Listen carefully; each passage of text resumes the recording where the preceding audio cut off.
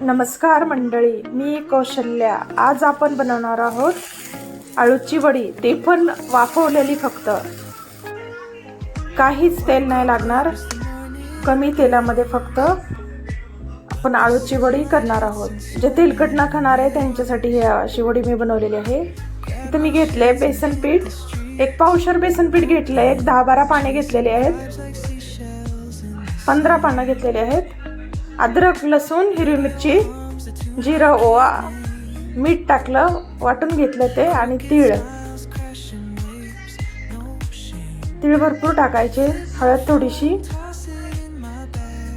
चिंच आणि गुळ टाकलंय मी. चिंच भिजवून घेतली एक 10-15 मिनिटं उकळत्या पाण्यामध्ये. चिंचेचा कोळ आणि गुळ टाकलेला आहे. चिंचेचा कोळ आणि गुळाच्या आणि एवढी छान जबरदस्त टेस्ट होते ना. आणि घशात पण खवखवत नाहीत. मेन कारण हे घशात खवखवत नाही. आळूची वडी आपण केलेली आहे ती घशात न खवखवूया म्हणून टाकायचे त्याच्यामध्ये चिंच आणि गुळाचा कोळ. असं घट्टसर पीठ मळून घ्यायचं सगळं वस्तू टाकून. त्याच्यानंतर पानं स्वच्छ धुवून घेतलेले आहेत मी, पुसून घ्यायचे. आणि जाडसर असं जर असेल तर थोडंसं कापून घ्यायचं शिरा. त्याच्या पीठ असं लावून घ्यायचं. जास्त पातळ नाही करायचं, घट्टच पीठ ठेवायचं, नाहीतर बाहेर निघतं त्याच्यामधून. एकावर एक ती पानं ठेवली आहेत मी आणि सगळीकडे पीठ लावून घेतले. 5-5 पानाचे एक केलेत. अशी गोल गोल फूल करत जायचं.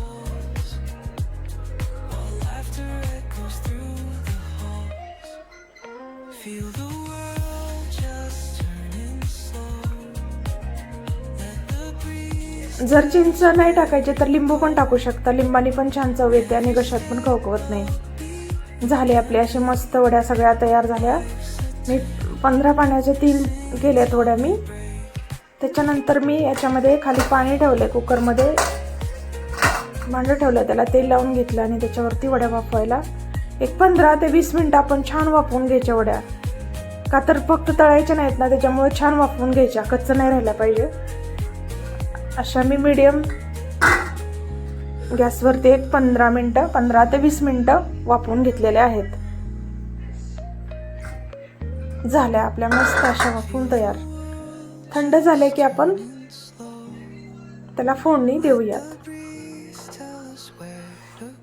मिरची हिरवी घेतली कापून, अशा कट करून घ्यायच्या वड्या.